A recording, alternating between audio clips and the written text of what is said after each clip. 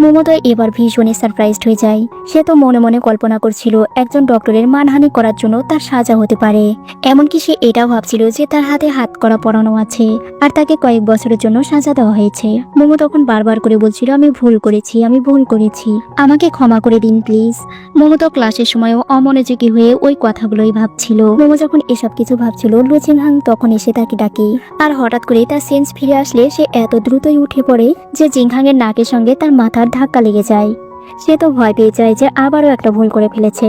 জিনহাং তো এবার রেগে গিয়ে বলে, তুমি কি পাগল? মোমো তো মনে মনে ভাবছিল রেন্ডি হসপিটালে ইন্টারভিউ দেওয়ার স্বপ্ন তার এইখানেই শেষ। বাসায় আসার পর মন খারাপ করে সে ওই কথাগুলো তার ফ্রেন্ডের সঙ্গে শেয়ার করছিল। তার ফ্রেন্ড বলছিল, আগামীকালের ইন্টারভিউ তোমার অবশ্যই ভালো হবে। মোমো তখন বলছিল, আমি তার সম্পর্কে অনেক খারাপ খারাপ কথা বলেছি, কে জানে সে ইন্টারভিউয়ে কাল আমার সাথে কি ব্যবহার করবে। মোমোর ফ্রেন্ড তখন তাকে বুদ্ধি দেয় যে তুমি তাকে সিরিয়াস করো, তাহলে সে তোমার প্রতি দুর্বল হয়ে যাবে আর তুমিও ইন্টারভিউতে পাশ করে যাবে। মোমো তখন বলছিল, তুমি কি সব বাজে কথা বলছো। মোমোর তো নিজের উপর নিজেরই রাগ হচ্ছিল, সে কি করবে বুঝতেই পারছিল না। আর সব রাগ তার টেডির উপরেই ঝাড়ছিল। আজকে মোমো ইন্টারভিউ দিতে আসে। তাকে প্রশ্ন করা হলে সে তো অমনোযোগী হয়ে বসেছিল। জিনহাং তার নাম ধরে ডাকলে সে দ্রুত উঠে দাঁড়ায় এবং ইন্টারভিউয়াররা তাকে যে প্রশ্ন করছিল সে সব ভুলভাল উত্তর দিচ্ছিল। জিনহাং তো এটা দেখার পর মোমোকে হাত ধরে টেনে রুম থেকে বের করে নেয়। তখন সে বারবার বলছিল, আমার ইন্টারভিউর কি হবে। এদিকে জিনহাং এর কলিগ মোমোকে ইন্টারভিউতে সিলেক্ট করে দেয়। সে ভাবছিল এতদিনে তাহলে মরার কাছে ফুল ফুটেছে। জিনহাং মোমোকে একটু আড়ালে নিয়ে এসে বলে, আজ তোমাকে সত্যি বলতে হবে, তুমি কি আমাকে পছন্দ করো? মোমো তখন না বলছিল। জিনহাং তখন বলে, তুমি যদি আমাকে পছন্দই না করো তাহলে তুমি কেন আমাদের বাসায় গিয়েছিলে আর সবসময় তুমি আমার পিছু নিচ্ছ। মোমো কোনোভাবে জিনহাং এর থেকে নিজেকে ছাড়াতে পারে।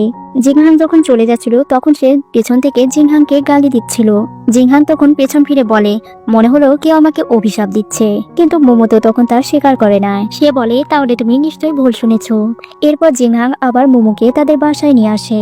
জিনহাং এর মা তো জিনহাংকে হাক করার আগে মোমোকে হাক করে। জিনহাং তখন জেলাস ফিল করে তার মাকে বলে, তোমার নিজের সন্তান কোনটা। আসলে জিনহাং এর মা মোমোকে একটু বেশি পছন্দ করে।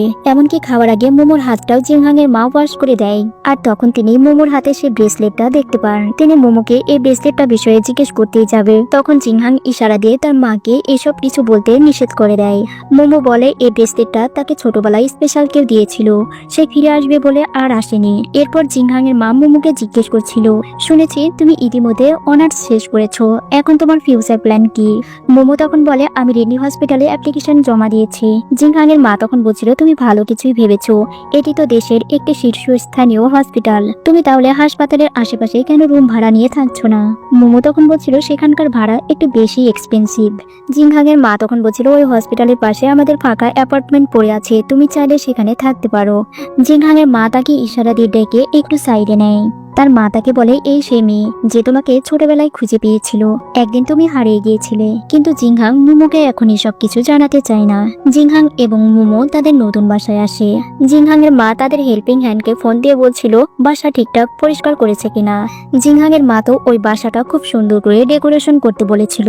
রুমে আসার পরে জিনহাং তার ব্লেজারটা খুলে মোমোর দিকে এগোতে থাকে আর বলে, এবার কাজ শুরু করা যাক। মোমো তো তখন অন্য কিছুই কল্পনা করছিল। কল্পনা করতে করতে বাস্তবে তো সে তার ঠোঁটটা চোঙা করেছিল। জিনহাং তখন বলে, তুমি ভুল ভাবছো, আমি তো বলেছি এই রুমটা আমাদের থাকার মতো করে গোছাতে। মোমো তখন বসা থেকে উঠে যেতে লাগলে পায়ে হোঁচট খেয়ে পড়ে যেতে লাগে আর জিনহাং তখন তাকে ধরে ফেলে। এমন সময় মোমোর ফোনে একটা কল আসে। মোমো জিনহাংকে দূরে সরিয়ে রেখে তার মায়ের ফোনটা রিসিভ করে। মোমোর মা তো মোমোর সঙ্গে কথা বলার সময় জিনহাং এর ব্যাপারেই কথা বলছিল। মোমোর মা বলছিল, তুমি কি ডক্টর লু এর সঙ্গে দেখা করেছো? মোমো তো তখন তার মাকে এসব কথা বলতে নিষেধ করছিল, কিন্তু তার মা বলছিল, তুমি তো এখন অ্যাডাল্ট, এসব বললে লজ্জা পাচ্ছ কেন? মোমো তার মায়ের সঙ্গে কথা শেষ করার পর জিনহাংকে বলে, আমার মা শুধু জোক করছিল। জিনহাং তখন মোমোর কাছে এসে বলে, তোমার মা যা বলছে তা কি একবার ভেবে দেখা যায়? মোমো তো রুমে আসার পর জিনহাং এর ওই কথাটাই ভাবছিল এবং মনে মনে জিনহাংকে তার বয়ফ্রেন্ড কল্পনা করছিল। এরপর রাতে মোমো ঘুমের ঘরে হাঁটছিল। দরজা খুলতেই সে জিনহাং এর সাথে ধাক্কা খায়। সে তো ঘুমের ঘরে জিনহাংকে বলছিল, তুমি এত হ্যান্ডসাম কেন, আর তোমার মুখটা দেখতে অনেক সুন্দর। একটু পর মোমো চোখ খুলতে সে সামনে জিনহাংকে দেখতে পায়। তখন সে জোরে একটা চিল্লানি দেয়। জিনহাং এবার মোমোকে বলছিল, তুমি কি বলছিলে? মোমো তখন বলছিল, আমি তো এসব কিছু ভুল বলেছি। সে আবারও জিনহাং এর গায়ের উপর পড়ে গেলে সে জিংহাংকে দেখতে থাকে। জিংহাং তখন তাকে মনে করিয়ে দেয়, তুমি উঠছো না কেন। মোমোর সেন্স ফিরে আসলে সে দ্রুত উঠে তার রুমে চলে আসে। রুমে আসার পর তো সে অনেক সাই ফিল করছিল। আজ আমরা হসপিটালে ডক্টর জেনিকে দেখতে পাই। সে লু জিংহাং এর ক্লাসমেট। জেনি লু জিংহাংকে পছন্দ করে। সে জিংহাংকে এসে বলছিল, তুমি যে কাজগুলো দিয়েছিলে আমি তা কমপ্লিট করে রেখেছি। জিংহাং জেনির থেকে বাঁচতে সে সামনে মোমোকে নিয়ে আসে। মোমো জেনির সঙ্গে তার পরিচয় করিয়ে দেয় আর বলে যে সে এখন নতুন এবং ইন্টার্নি করছে। জেনি তো মনে মনে ভাবছিল, আমার কাছে থেকে তোমাকে কেউ কেড়ে নিতে পারবে না। এরপর মোমো জিংহাংকে জিজ্ঞেস করছিল, তুমি কি ডক্টর জেনিকে পছন্দ করো। জিংহাং তখন বলে, আমি ডেফিনেটলি তাকে পছন্দ করি না, আমার অলরেডি এমন কেউ আছে। এরপর একটা পার্টি সিন দেখানো হয়। জিংহাং, মোমো এবং জেনি সবাই এই পার্টিতে ছিল। মোমো যখনই জিংহাং এর কাছে আসবে, জেনি তখন জিংহাং এর হাতটা ধরে তার সামনে দিয়ে হেঁটে যায়। এতেই মোমোর খুব খারাপ লাগে। সে ওয়াশরুমে এসে ভাবছিল, এসব আমার সঙ্গে কি হচ্ছে। জেনুয়া তখন ওয়াশরুমে আসে আর মোমোকে দেখে বলে, তোমাকে তো দেখে মনে হয় একটা লো ফ্যামিলির মেয়ে, আর তুমি যে ড্রেসটা পরেছো সেটাও 3 বছর আগের মডেল। জেনি মোমোকে অপমান করে সেখান থেকে চলে যায়। জেনির সঙ্গে জিংহাংকে দেখে মোমোর তো খুব জেলাস ফিল হচ্ছিল। আর সেখানকার সবাই বলাবলি করছিল, জেনি জিংহাং এর জন্য রেন্ডি হসপিটালে জব নিয়েছে। সবাই তাদের দুজনকে জড়িয়ে কথা বলছিল। মোমো তখন রাগে আরো বেশি ড্রিঙ্কস করে এবং পার্টি থেকে বেরিয়ে যায়। আর জিংহাং তা পরে লক্ষ্য করতে পারে। মোমো রাতে যখন নেশাগ্রস্ত অবস্থায় একা হাঁটছিল, তখন একটা খারাপ ছেলে এসে তাকে বিরক্ত করছিল। আর জিংহাং তখন ওই ছেলেটাকে উচিত শিক্ষা দেয় এবং মোমোকে তার সঙ্গে নিয়ে যাওয়ার চেষ্টা করে, কিন্তু মোমো তার সঙ্গে যেতে চায় না। জিংহাং তখন জোর করে মোমোকে তার কাঁধে তুলে নেয়। এরপর জিংহাং মোমোকে রুমে নিয়ে আসলে মোমো জিজ্ঞেস করে, তুমি কেন আমাকে নিয়ে এসেছো। জিংহাং তখন বলে দেয়, কারণ আমি তোমাকে পছন্দ করি। মোমো তখন বলছিল, তুমি যে আমাকে পছন্দ করো এর প্রমাণ কি। জিংহাং তখন তার ভালোবাসার প্রমাণ দেওয়ার জন্য মোমোকে কিস করে। মোমো তখন বলছিল, আমার থেকে অ্যাডভান্টেজ নেওয়ার সাহস হয় কি করে তোমার। মোমো যেহেতু নেশাগ্রস্ত অবস্থায় ছিল, তাই সেও জিংহাং এর প্রতি আকর্ষণ অনুভব করছিল এবং ওই রাতে তারা রোমান্টিক একটা নাইট স্পেন্ড করে। পরদিন সকালে মোমোর যখন ঘুম ভেঙেছিল, তখন তার গত রাতের কথা মনে পড়ে যায়। এসব ভেবে সে তো চিন্তায় পড়ে যায় যে সে অনেক বড় ভুল করে ফেলেছে।